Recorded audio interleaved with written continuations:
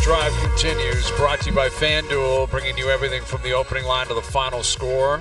Jason York from Ottawa ahead of the Sens Flames game tonight. Ottawa's lost 5 in a row. Artem Zub has now broken his foot. He's out for a while. There's rumors out there that Steve Stais and company are on the phones trying to make moves. So we'll catch up with Yorkie later in the hour. Chris Johnston coming up here in a moment. And we had Al's brother and his clue in the last segment. And we're giving away tickets as well on Instagram this week. And I just had a classic inter-office interaction where I'm recording a couple of the clues for the Instagram story, and Steph sent me a gentle reminder to get those in, which it's always my favorite. Gentle reminder. Basically, there's no difference like between wake move. Up. No, You're bothering gentle me. reminder is code for I hate you. Exactly. Gentle reminder. Actually, you might as well make it a violent reminder or an aggressive reminder. There's no difference. Here's a gentle reminder for you, fella. You told me that you were going to take a team off your list that can't win the Stanley Cup, and I want you to do that right now. Okay, so I haven't updated off. this list in a couple of weeks. Now, I have 2 teams I'm thinking about taking off, which means I'd have to put 2 back on. No, I'm not going you don't backwards. have to put 2 back on. I just want you to do the proper thing and take the teams off. Well, I'm uncomfortable going that far backwards. But the one team you're talking about is the team we talked about last night. I'm willing to entertain it. The Buffalo Sabres have me intrigued right now. I like the way they're playing. Deserve a little love, I'll tell you that. They deserve love. They deserve love, man. That defense core is coming together. They've put together all those talents, right? They had all those number 1 overall picks, and Tage Thompson looks like he did a couple of years ago. They got some good things going, right? I'm thinking about it. I'm thinking about them and Calgary. No, you said Calgary Flames, take them off and take Buffalo off and just sign the paperwork right now. And but I got to put 2 back in. You can do that on Friday, okay? I think you let this week breathe, and 2 teams go on the list on Friday. But for right now, the Calgary Flames and the Buffalo Sabres can win the Stanley Cup, and they're off the list. Oh, JP! Editorial from JP! I love it. JP thinks that is a ridiculous concept, and he doesn't agree with it. But listen, I like what I'm seeing out of – Calgary's been consistent all year. They deserve so much attention. They should have never been off the list to begin with. Yeah, I mean, listen, if you're getting 12 deep, you're going to have some teams that are decent teams. And not to mention, like, Calgary's messaging, for the most part, has been – hey, we are retooling on the fly. We are giving young guys an opportunity. They traded away Jacob Markstrom. Right. You know what I mean? Like that. Noah Hannafin. But the question is, with the way right. the start of the season, and Jamie, you might know this, you might not, but like the way they've started this year, what would it do to the group if somebody called up and said, can we pluck Nazem Kadri out of there, or can we pluck Rasmus Andersson out of there? Would they say absolutely not, or we'd listen? Well, I think different scenarios. Nazem Kadri, I believe, controls his own fate, and he's in year 3 of a 7-year deal. So that's a Rasmus Andersson is very, very intriguing on so many fronts. Here's a guy who makes $4.8 million. He's a top pair right shot defenseman who's got some bite. He plays power play. He plays in all scenarios, and he's got this year and next year. So if you trade for him, you get 2 playoff runs with this guy. And that's, to me, that is the chip that Craig Conroy has in his pocket to go, I'm going to let this unfold, and if teams want to get crazy and start calling me about him, go ahead. But he's dealing from a position of strength, Craig Conroy. Him and Sid. Right? But, like, that's my whole thing is Rasmus Andersson. Like, the Flames are, what are they, 12-6-3, 27 points. Like, they're great start, man. Like, they've had a great start. And the thing is some of these kids have pushed through. Connor Zeri's a really nice player. Coronado, is a Frankie. We love Frankie, but love Frankie. Nudos, you're becoming great. You're becoming Don Cherry of saying guys' names. I apologize. I just think it is. I talked to you got so many names in your head. And I know. Trying to spit That's what out. happened to Grapes. He would be like, what did he call Luongo? He was like Luigi. Yeah. No, that's what Pat Quinn called. Pat Quinn walked Carlo in and Team Luigi. Canada's. Yeah. Pat Quinn walked into Team Canada's room and was announcing Roberto Luongo was starting instead of Brodeur, I believe. Yeah. And he said, Luigi, you're in net. He did say that, and that is verified because I was I playing love in that. Florida with Louis at the time, and said that when he got back from the Olympics, that Pat Quinn had called him a different name. Yeah. Luigi. Ripped off the starting lineup and then tried to fire the boys up and said, Luigi, you're going. I'll bet you won that night.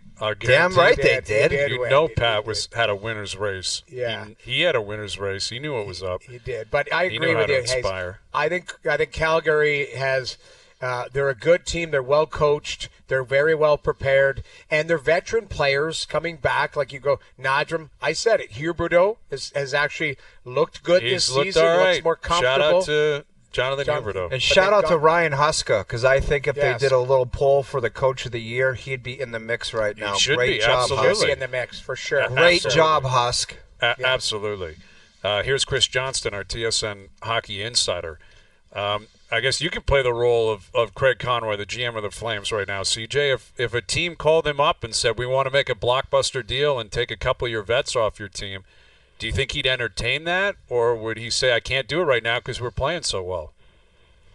Well, I'm sure he'd listen, but I think ultimately, that this has been a pretty encouraging start there. And one thing Craig Conroy's been consistent about, even last year when they were obviously the big seller, they had a number of players that they dealt away that were on expiring deals, is, he didn't want that to be a multi-year project. It was not his goal to get rid of absolutely everything on his roster and fall to the bottom of the league and, start playing the draft lottery game. And so I think in Calgary, they're pretty happy being where they are. Obviously, they've won more than most of us on the outside would have predicted. So, I can't imagine he'd be too eager to blow that up or to do anything that might hurt that unless the offer was so good he couldn't refuse.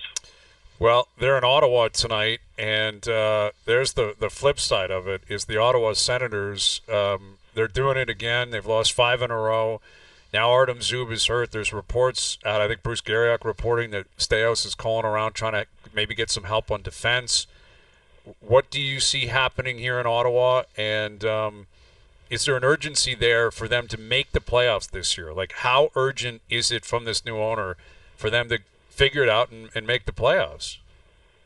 Well, as much as they would love to make the playoffs, but I think they feel they need to be in the playoff race. I mean, if you look back over a number of years, I mean, their season's kind of just been quiet at the end of the year with this group of players. So, I think that there's a reasonable amount of urgency there.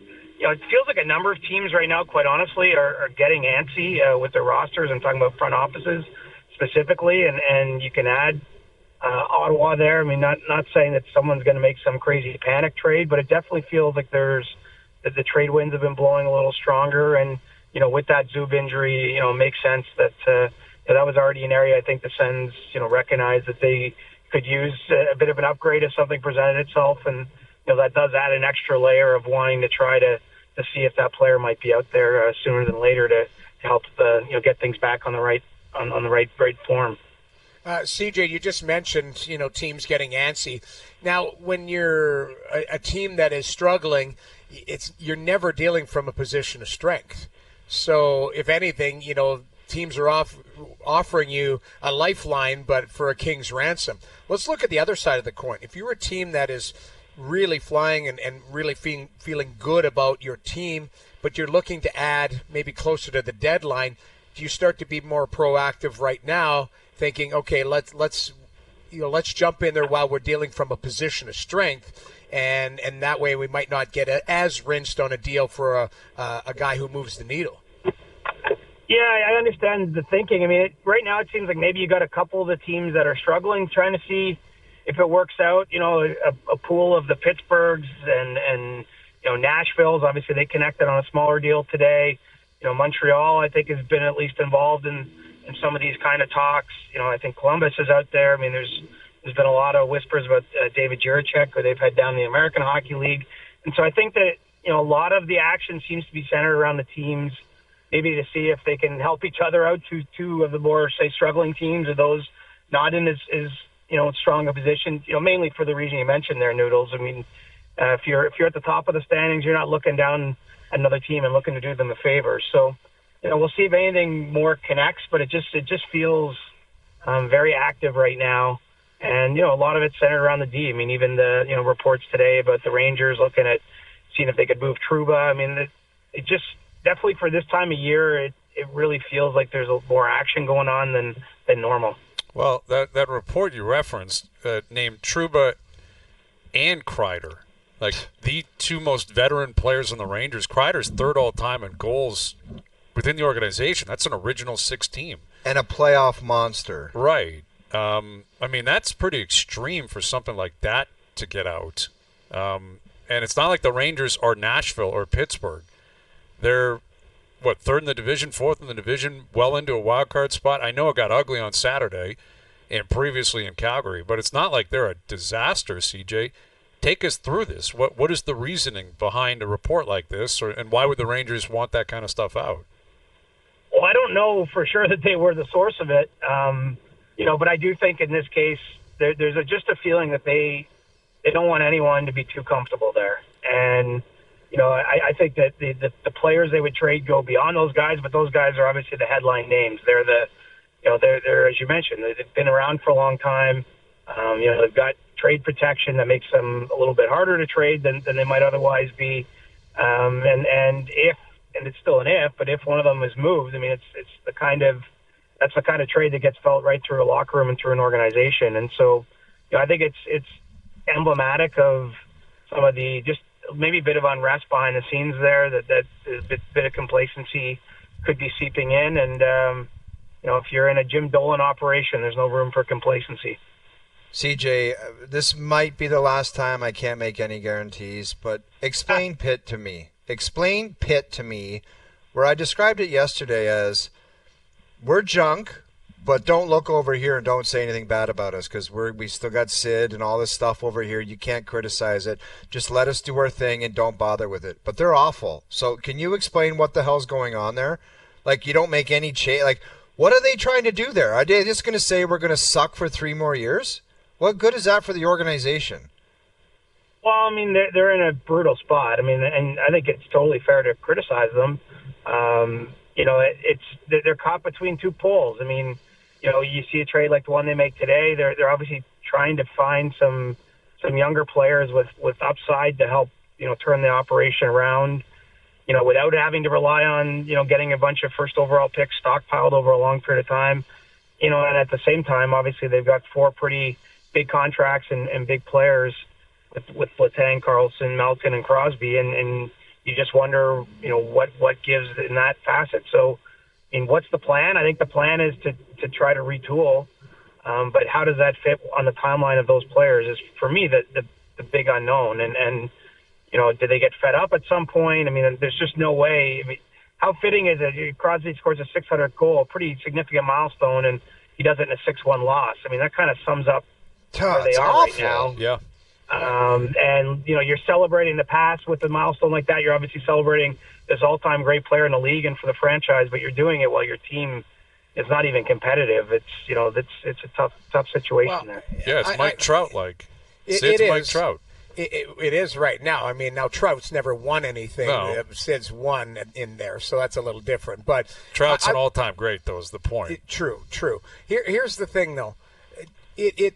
We saw Jim Montgomery get let go. His team was, I think, close to a playoff spot or in a playoff spot at the time. Pittsburgh, what is the Mike Sullivan situation there? Is it tricky because he's tied to ownership? Is there a plan in place? Like, to me, it just seems like the easiest trigger is to move on from the coach and move on. Now, Sullivan is an unbelievable coach and a winner, but at some point you see organizations for a lot less fire their coach. Well, for sure. And, I think part of it is he definitely has, connections in that organization. He's worked there, for almost 10 years. What the hell does that mean, though? Can you explain to people when they're constantly hearing this, he has connections within the organization? Like, explain what being in an owner's back pocket means. Or I don't even know what this means. Like, does he just say to people, don't even think about firing me because the team stinks, but, again, don't look over here? Like, what does that mean? Well, it's my understanding that ownership was, initiated his last contract extension, which is the one he's still on now. That wasn't something, this predates Kyle Dubas's time in the organization, but that wasn't something that the GM at the time broached. And so that's unusual, right? If you've got ownership extending a coach directly, I mean, typically, obviously, in those circumstances, ownership may be signing off on that kind of move, but not initiating it. And, he's been there a long time. Now, I'm not saying that there's no world that they wouldn't move on from him or that he's got a job for life, but I do think it's a unique factor you see in his situation that, Jim Montgomery didn't have in Boston. Or, let's face it, most coaches just don't have those kind of connections within an organization. They don't have that sort of security. He also won 2 cups there, which makes it, somewhat different than most other coaches anywhere outside, say, John Cooper in Tampa, managed to do that with the Lightning. So it's a little less clear-cut. He's inherited by Dubas. Obviously, Dubas could have potentially, removed them last season. After last season, chose not to. And so, it might get to a breaking point, but it's just, that's the best way I can describe it, is it's different than most coaches where, maybe a coach nods at the owner in the hallway or at a big team function, but isn't necessarily dealing at that level within the organization, whereas I think Sullivan is. With Chris Johnston, our TSN Hockey Insider, what are you hearing on Auston Matthews, and when do you think we're going to see him play? Reasonably, I think it'll be Saturday. I mean, he mentioned obviously the possibility that it's Wednesday, but, at this point in time, he hasn't had a chance to have a full practice with the team. The hope would be that he could do that tomorrow, and I suppose, if that goes well, that there's a chance he plays Wednesday. But, it seems like there's a strong level of comfort around the fact that it's Saturday at the latest. So, I guess I'd say the Panthers game on Wednesday is a bonus. If not, then I think we'll see him in Tampa. And, the good news is he's been able to string together multiple days here where he has been able to skate and doesn't appear to have had any setbacks since he returned from Germany last week. How do you see, the next couple of weeks playing out for the Leafs? If Matthews returns, Domi returns, Kampf returns, Nyes returns, that's 4 guys. That would mean 4 guys are going to have to leave. Do you think any of these guys that have been called up have a legitimate shot of sticking around? It's going to be tough, especially for, say, the Grabenkins or Minton. I mean, I'm not saying there's no chance they could stay, but, I mean, they don't need waivers, right? And so the easiest thing if you're the organization and you end up, needing to remove players from the roster is probably to send them back down. I think, in both cases, they're up in the NHL a little sooner than the Leafs would have planned it if they had full control over the situation. It was, decisions brought on by, the injury situation and the suspension to Ryan Reeves. So, I think it'll be tougher for them. We'll see what happens with Alex Nylander. And, after signing his NHL deal, he would need waivers now. That may or may not factor into the decision-making. And ultimately, I would expect that most of those guys will find their way back to the Marlies here over the next couple of weeks. But, sometimes you say that and then another injury pops up and, before you know it, they've played 20 games. But, certainly Grabenkin, Minton, Steves, I could see each of them, basically once you get 1, 2, 3 bodies back, eventually finding their way back to the AHL. And, they've made pretty good accounts of themselves. So obviously with the team winning while Matthews has been out.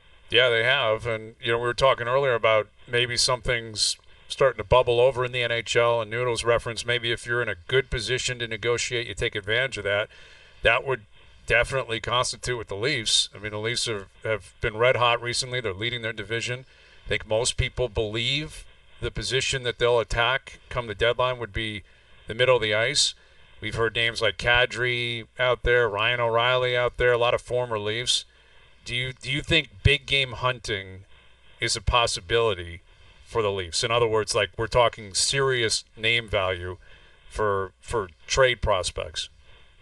I don't think it can be ruled out at this stage. I mean, it's probably premature to say whether that will happen or won't happen. We're looking at deals unless there's some major injury between then and now that'll go down in February or maybe even early March. But this team is showing pretty well so far. I mean, if there's been a weakness, obviously the offense hasn't been at the levels you're used to seeing. I mean, it's hard to ignore that all these absences, especially with Matthews for 8 games, is probably contributed to that. But I do think that they're most likely to deploy whatever cap space they're going to have at that point in time and assets into trying to bring in, another center. But I mean, we started this segment off talking about Calgary. I mean, they're going to be in no mood to be moving Nazem Kadri if they're still in a playoff picture. I mean, we'll see what happens in Nashville. You know, O'Reilly has a couple years left on his deal. Might not be the perfect fit, but certainly, you know, I do think the Leafs will probably bring in, most likely, if I had to pin it down, another centerman at minimum before the end of the year. But they got a lot of bodies and a lot of decisions and a lot of runway between then and now to keep evaluating things and see where they end up. Absolutely. All right, CJ, enjoy the games tonight. We'll do it again soon. Right on, guys. See ya. Chris Johnston joining us here on the Maple Toyota Hotline. Check out Maple Toyota's huge truck and SUV lineup, including Tundra, 4Runner, Highlander, and Grand Highlander in stock and ready to deliver. Visit mapletoyota.com. Yeah, Leaf fans are getting excited about possible deals, and yet not happening. You started a you-know-what storm, and all you did is my Sid dream. Yes. Listen, I'm just trying to connect dots that I think would be there. Conventional wisdom would suggest. Please stop it. I will say one thing. You can do it. Every time it's like Sid playing, there's only one spot only, and it's like Colorado. It's like maybe that's just not the case, but Toronto is insane. It's insane. Probably not going to happen. A, he's not going to leave. B, Dubas would make the deal. Yeah, C, it's I don't not know if like the Leafs it's can make it happen. But it'd be a it would great honestly, fit. like Colorado, just because Nathan McKinnon's best buddies with the guy, it doesn't mean Colorado's going to say, whatever you want, you can have it. Give us Jari, give us all the junk you want, we'll give you first. Yeah. It doesn't work like that. So it's going to be fascinating. I can't see him going out like that, where it's losing every night. It's I just crazy. think here's the thing, though, too. Colorado needs a goaltender more than they need a centerman. That's the way. Now, Sidney Crosby moves the needle. It's different, right? So when you're looking at it.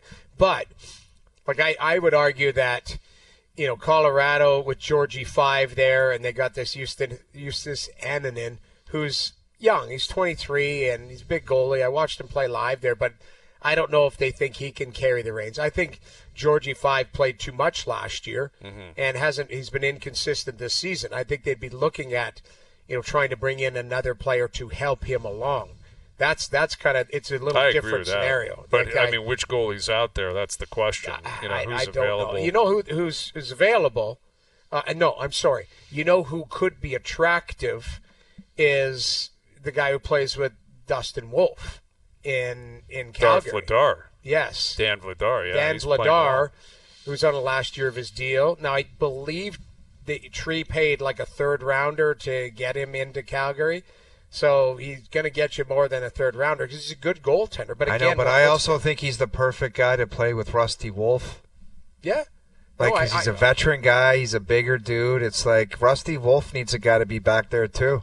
Yeah, they've got a kid, not a kid, 27, Cooley, that's playing in the AHL, who's played really well for the Wranglers. So he's played NHL games, so they might bring him up and then, you know, move Vladar out at some point. Again, dealing from a position of strength. Like, you're not – hey, Craig Conroy has to do nothing right now. Nothing. He doesn't owe any. You're living a good life. But the thing is if you start to get teams that go, geez, I'd like that, are you doing something with him maybe close to the deadline or whatever, you know, especially somebody on an expiring deal, that is a little bit different because you actually have to deal with that asset. So, you know, you have to, if you're looking around the league, that's where you're looking at teams. Like I've been just kind of rooting around looking at you know, the Columbuses and Chicagos and that. You can pick at the carcass, but are they, you know, some of those players are around the edges. They're not different makers, you know, to help your team. They're just kind of depth guys. You know, right. I don't know from those teams who is, you know, going to be a grand slam. Your Crosby idea, that one, if he wants out, it was brought to my attention too by a buddy, which is true. He's going to choose the place. Of course, got a full no move, no trade. He'll just say, I'm going here. You know, like exactly, this is, and make it happen. He'll say to Kyle and the organization, yeah. I want to do this, make it happen. And they'll respect that. Right. They'll respect that. Of course. Yeah. And, you know, again, it's not going to happen anytime soon because they just got pumped over the weekend. He just signed an extension. We're 20 games in. Right. But it's not going to turn around in Pitt. Doesn't mean they're not going to win some games. No, I don't care if they win 2 or 3 in a row. It's not getting. It's been like this for 3 years. Years. It just it's I don't know. You know, it's funny. You said last week, weren't you on the Geno Malkin train? Yes, I've been pushing that too. I've got a lot of things cooking over here. You do have. Like, Geno's an intriguing piece as well. He's been healthy the last couple of years. He has been, but when have you heard his name other than getting his 500th goal? Like, have you? Listen, last couple of years, he's put up some good numbers in plate. Like he's been available to play every night. He had a great start this year. He did. I said it last week, man. The only way that Pitt was going to work is if they had some young studs coming up through the draft, where it was like, move aside Geno, you're playing left wing now, and you're not the guy. You're not the main guy. Yes, like Dallas and. Yep. There's one other team that has a formula like that where they push guys aside and say, it's about us now, and you kind of go for the ride, and you be like a supplemental player. 100%. Dallas pushed Ben and Sagan down. Yes, they're still great players, but they're not the guy. Right, Rupe Hintz and Jason Robertson, those guys pushed through. Yes, Wyatt Johnston. Yeah, the Stankoven kid came up. Like, they've got some really good players. Now, our buddy Tyler Sagan's had a good start to the season. Like, really, I get it, Noodles, player. but it's not like the microphones are right out in front of their face every game saying, what were you guys doing out there tonight? Yeah, like, those young guys, they took ownership of the team, and a lot of it's on them. Yeah. No, I agree. Like, Jamie Benn he still fights, and he's a good leader. He is not an offensive contributor anymore. Like, it's just not even expected. He is, but he's not a dominant one. But he's not not a guy that they have to rely on nightly. Right. That's Yeah, the they're looking at Jamie Benn and saying, if you can give us 20 and 20, then that's what we're looking for. That's he a had really 60 good third-line points last year. He had 21, 39, and 60. Now, that being said, I think a lot of people envision that for John Tavares to be, hey, let's put you in the third line scenario if we have some depth and all of that. Now, he's been forced into and pressed into higher duty. And same thing for John this year. If John had 20 and 39, I think that would be a good year for him. Yeah. Yeah. I agree with that. But they need more out of him because, exactly, he's playing center, and especially with Matthews out. Yeah, and that's the question. We'll talk about this as the week goes on. Like CJ said, it seems more likely Auston plays on Saturday. But what they do with the lines when he returns, because Marner's been great driving his line. Willie's been great driving. Like, Willie, Nylander's hit a point now. You want him playing with high-end players. Everyone, that's an ideal world. But he can drive offense on his own. Like, he can create offense on his own. But you want guys to play minutes. So can you live in a world where the three of them are on three different lines? I don't think you can get them enough ice time if they do that. Got an assignment for you guys possibly tomorrow, and I want you to come up with a makeshift lineup when everyone's healthy. Ooh, I like that idea. A pie in the sky, everyone healthy. I'll sneak Sid in there somewhere, too. Dude, you cannot put Sid in your mock lineup. I'm talking about, like, Saturday night in Tampa, everybody's healthy. What's the lineup going to look like? Okay. Is Grabenkin in it? Is Minton in it? Is Nick gone? Grabenkin's probably not in a fully healthy You lineup. Watch yourself. The fourth Hansen brother might be trucking around on the fourth line. It's a great story, but he's not. I mean, not when they're healthy. He's not there. Probably not. Now, is Pacioretty available to be in that? I want the whole shebang. Pacioretty's healthy. Nyes is healthy. All of it. Okay. All right. Done. Yeah. Homework. We will supply you with those lineups tomorrow. Jason York coming up. Ottawa, Calgary tonight. Best bet still to come as well. Overdrive continues. TSN 1050 and on TSN 2. All right, Best Bets brought to you by FanDuel later in the hour. Hayes and Bro are on the Ravens tonight, laying 2.5 in LA against the Chargers. Harbaugh Bowl. It's going to be a great game. Hayes and Bro are red hot. We're +2 on the season and feeling very good going into this game. Ravens laying 2.5 on FanDuel. So we get to our Best Bets later in the hour. Leafs are back in action on Wednesday. Raptors back in action, looking for their first road win of the year. So they lost. Got away from them in the fourth quarter last night against Cleveland. They're a dog, like 5.5-point dog against Detroit. Again. But I can't blame the Bucs. They never went on the road. So we'll get to that a little later on. And we've got Ottawa, Calgary, two teams in very different spots. And quite frankly, I thought they'd be flipped. If you had asked me in September who's more likely to have the points that Calgary has, I'd say Ottawa. Agreed. And the points that Ottawa has, I'd say Calgary, but it's a reverse. And Ottawa's lost 5 in a row. It was ugly against Vancouver on Saturday. Let's head out to Ottawa. Here's former NHLer and co-host of the Coming In Hot podcast, Jason York, back on Overdrive. Jason, I guess paint a picture for us on the marketplace if you can. How are people reacting to the last couple of weeks from the Sens? So Hazy, you know that little glass casing that protects the panic button? I think that's partially starting to slide open a little bit, and the button's not getting pressed yet, but people are noodles knows. People are upset here. They thought it was going to be different. They thought the November blues were over, but it's 5 losses in a row. And noodles, I don't know if you did the Philadelphia game. To me, that was a game where you should have won. If you're the Ottawa Senators, if you're like they were all over Philadelphia, and then they didn't win it, and all of a sudden, I don't know what happened after that, but they're not playing the same. To me, I don't, because you can't say it's a team that's used to losing because they brought in some new bodies. They brought in some new leaders. I think it's a combination of things, fellas. I think it's inconsistent goaltending. I think they're not getting any scoring from the bottom half of their lineup with the exception of Adam Gaudette. And I just think when I watch them, they just seem like a team at times, because at times they're very good, but at times they just seem like they're too easy to play against at times.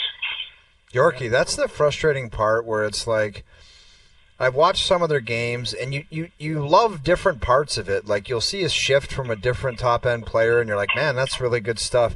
But then you'll see a silly mistake, and then it's an odd man rush, and it's the back of the net. And it almost seems like a lot of nights when they lose, it's the same game. Like, how on earth do they get out of that, other than guys playing better? Well, that's a great question.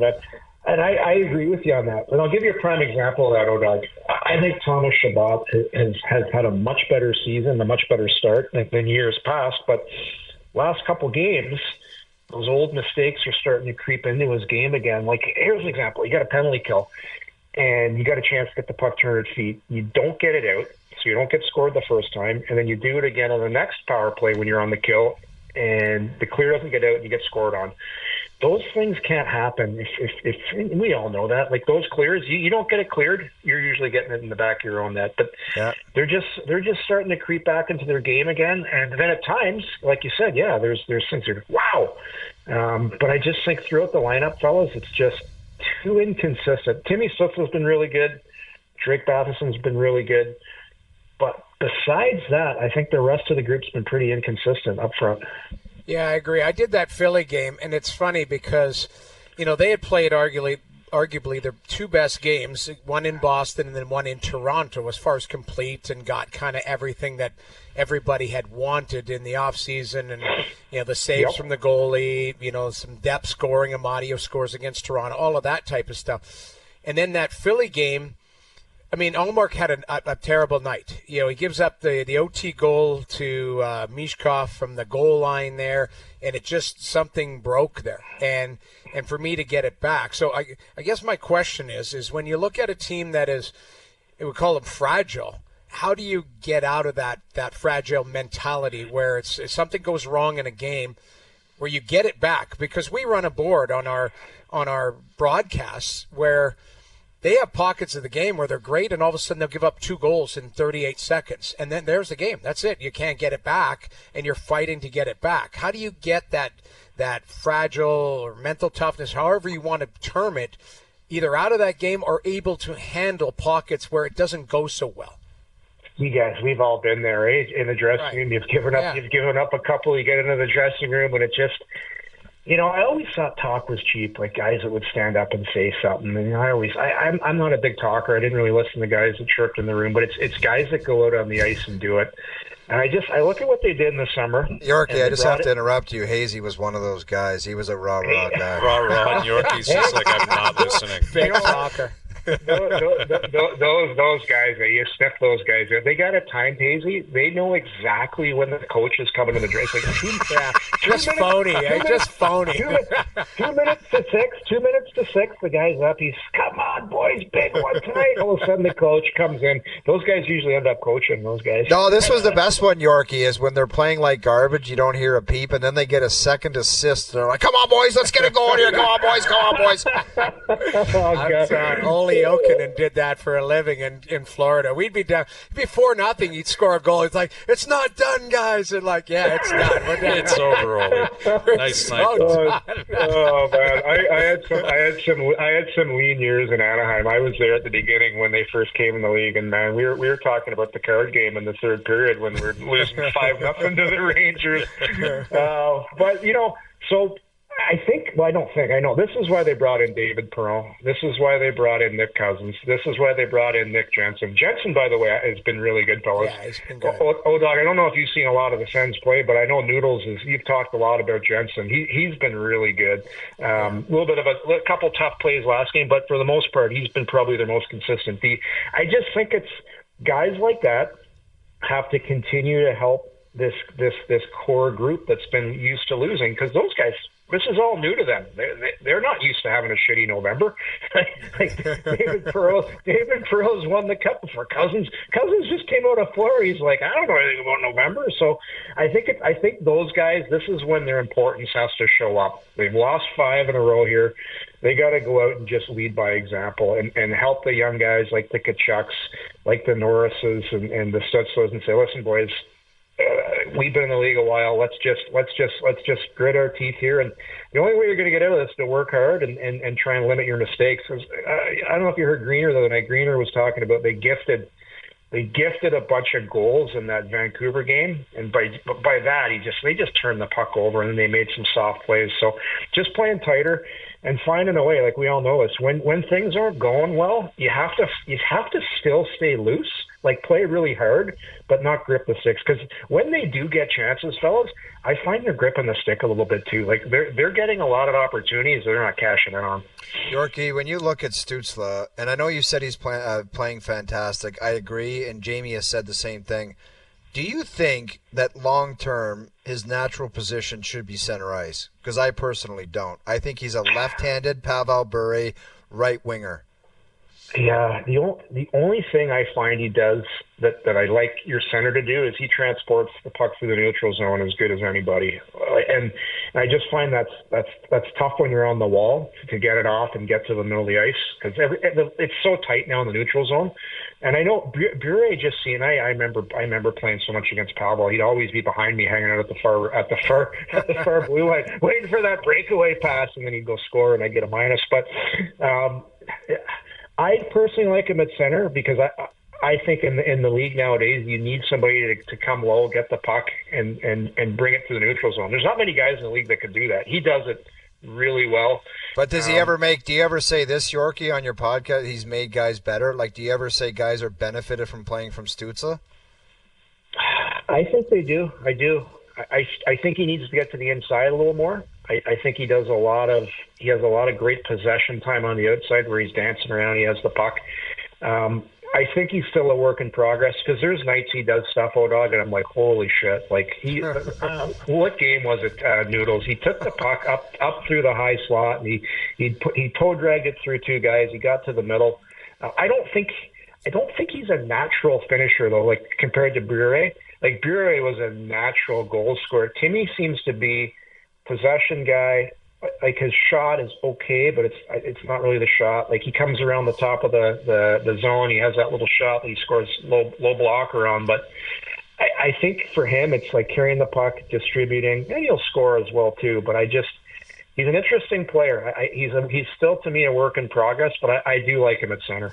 It was the game against Vegas. It was Curl and Dragon, White Cloud, and dancing around. Yeah, like you make a great point. And actually, I'm not like makes a good point too. Where if he ends up playing with a guy who's a really strong centerman, maybe Stützle uses the shot or uses his speed in just a different dynamic. Like the one thing I do 100% agree is, he's not done yet as a work in progress. Like he's still, just turned 22, lots of skill, lots of, jam. He's got some jump, but I don't think we haven't seen the best of him yet. I think once he gets even more stronger upper body, he's got the big legs, all of that. Like I think he's got that German mentality too. A lot like Draisaitl's his idol, right? Like he's got some. Jamie, I think it's a fair point that he's such a young kid and his best might be 2 years from now. But I just think if you said that to a Senators fan, they're like, I don't have 2 years to wait around anymore. You're right.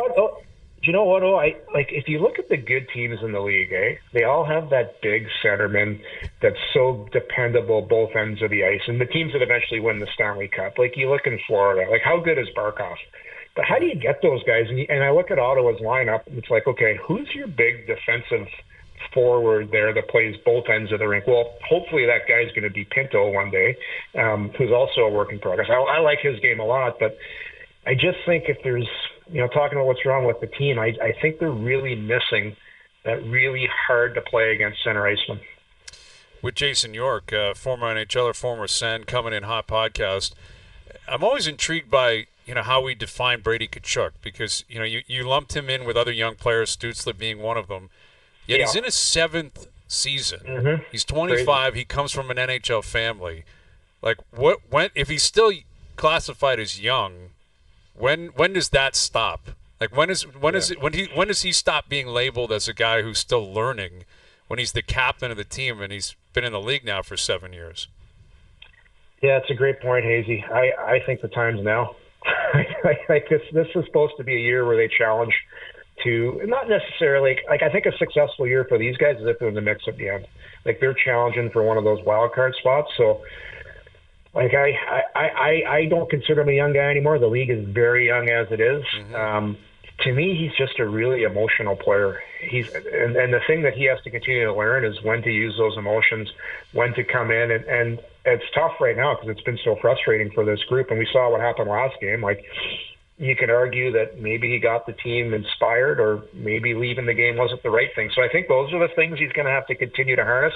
One thing I know, and being a defenseman, those guys are hard to find. Like those guys that are a little bit unpredictable, because they don't really exist in the league anymore. We're on the ice. I'm not sure if this guy's going to hit me. Not sure if this guy's going to punch me in the head. Like those guys used to be, those guys used to be scary to play against, because when we played, there was about 1 or 2 on every team.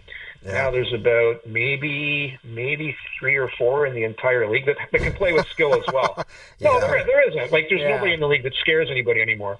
So like Tkachuk still kind of scares guys a little bit, and you got to be like, he is young, but I do think the time is now for this team to take a step. Yorkie, we were talking about like, can you just describe what it was like Eric Lindros in his prime? Like, I try to explain to people, I'm like, you have no idea what that animal was like. Like, what the animal of Eric Lindros in his prime. Like, you were a D-man. That guy coming down with, like, a pissed-off Eric Lindros, it might have been the scariest thing in the league. Oh, that friggin' line of him, Leclerc, and Renberg, the Legion of Doom. And I was, unfortunately, like Ottawa, we didn't really have a real shot. We were a defense by committee team, so I had to play against that line. And then, never mind him, how about Robs in Carolina running around just destroying guys on the forecheck? Like your buddy Gary Roberts. Snot all over his face. Oh, my God. I would hear that guy breathing in the neutral zone. I'm like, that guy's dead. He's dead. And he was always coming for me for some reason. Rick Tocchet. Like even little guys, like Ottawa's got their new head of scouting, Rob DeMaio. Like, how tough is that little guy to play against? DeMaio? Yeah. Like little guys like that, you wouldn't want to fight that guy. But we played a different era, fellas. You had I watch guys today. I don't want to get into the whole head up. You have to have your head up thing. But if you didn't have your head up back then, you're getting hurt. Big time. That is a fact. That is, and I guess it still is, but now you're going to get suspended if you throw the head. I know. Jason York of the Coming In Hot podcast, former NHLer, former Sen. Enjoy the game tonight, Yorkie. We appreciate you doing this.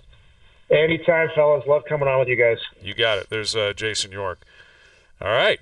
There we go. Swear jar. We need a swear jar. I love it. 6 p.m. hour. National exactly. TV. It's all good. It's all good. It's all good, man. I know the S word isn't even a big deal anymore. I think it should be fully allowed. JP knows what he's doing. All right, we'll come back with our best bets. Brought to you by FanDuel. Overdrive continues. TSN 1050 and on the TSN app. All right, today's best bets are powered by FanDuel. Make your picks and assemble a same-game parlay in seconds on the FanDuel Sportsbook app. This Ravens game has been bet up. It was 2.5 when Hazenbro locked it in. That's an official bet. It's now Ravens -3. I'll still lay it. Ravens -3. Derrick Henry, anytime touchdown scorer. Lamar Jackson, 50-plus yards rushing tonight. I think Lamar has a big game, big night. That parlay paying plus 335. Today's best bets are powered by FanDuel. FanDuel is the home for popular parlays this NFL season. Please play responsibly. 19 plus and physically located in Ontario. All right, a little homework tomorrow. The premier Maple Leaf lineup, assuming health. Everyone's healthy. Okay, Doogie, give us a list of the players, and we got to come up with a lineup. We're talking Saturday night against the Tampa Bay Lightning. Who's the lineup? Let's presume everyone's healthy. And here's another thing. Who's starting in net? Who's your number one when it's go time? All right? Hey, don't Yorkie that. Just relax over there. Yeah, I've been saying Schneike, though. I've been saying Schneike. Good. Very good. All right, so we got that. We got confirmed tomorrow. We're coming off the Monday Nighter. There's a lot going on. Thanks to everyone behind the scenes for helping out. Everyone for tuning in today. TV, radio, podcast, web, we appreciate it. We're out of here. Enjoy your evenings. Enjoy the games tonight. We're back tomorrow at... Sid the Kid, you up? 4 p.m. We'll chat then.